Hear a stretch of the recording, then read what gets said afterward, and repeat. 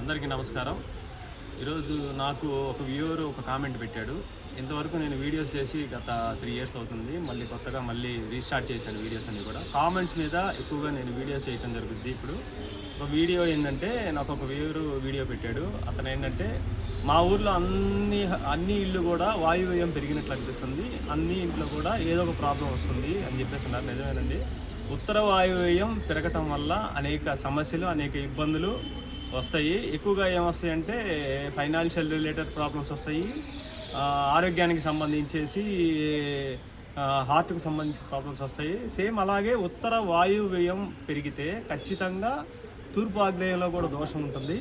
అక్కడ ఉత్తర వాయువ్యంలో సంథింగ్ ఏదో anti colour add అవ్వటం కానీ ఆ ఎలిమెంటు దెబ్బతింటం జరుగుతుంది. సో ఆగ్నేయంలో కూడా ఒక యాంటీ కలర్ యాడ్ అవ్వటం, లేదా ఏదన్నా కొన్ని చిన్న చిన్న వస్తువులు అక్కడ యాంటీ డైరెక్షన్లో వస్తువులు పెట్టడం కానీ, అగ్నికి సంబంధించినవి కానీ, వాటర్ ఎలిమెంట్కి సంబంధించినవి కానీ, ఎర్త్కి సంబంధించినవి కానీ ఏమన్నా అక్కడ పెడితే, వాయువ్యంలో కూడా అంటే ఫైర్ ఎలిమెంట్కి సంబంధించిన వస్తువులు ఏమన్నా ఉన్నాయా లేవా అని చూసుకోండి. ఒకసారి చూసుకొని ఆ యాంటీ ఎలిమెంట్ కలర్స్ని మీరు మార్చుకోండి. ఎక్కువగా వచ్చేసి అక్కడ ఉత్తర వాయువ్యంలో రెడ్ కలర్ కానీ, పింక్ కలర్ కానీ, నెక్స్ట్ వచ్చేసి గ్రే కలర్ కానీ, ఇట్లాంటి యాంటీ కలర్స్ ఏమైనా ఉన్నాయో చూసుకొని మార్చుకుంటే కొంతవరకు మీకు రెమెడీ అవ్వగలదు. అట్లాగే ఆగ్నేయంలో వచ్చేసి బ్లాక్ కానీ, బ్లూ కానీ, గ్రే కానీ ఇట్లాంటి యాంటీ కలర్స్ ఉన్నాయో లేవో చెక్ చేసుకొని మీరు ఈజీగా ఈ రెమెడీని సాల్వ్ చేసుకోవచ్చు. కొంతవరకు మీకు ఉపశమనం కలిగిద్ది.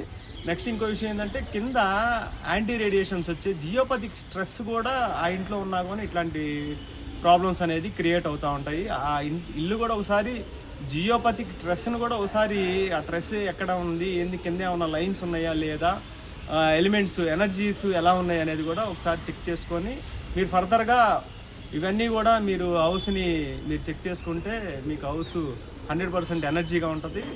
ఏ ప్రాబ్లం, ఏ సమస్య ఇంట్లో ఉండదు. అందరూ బాగుంటారు.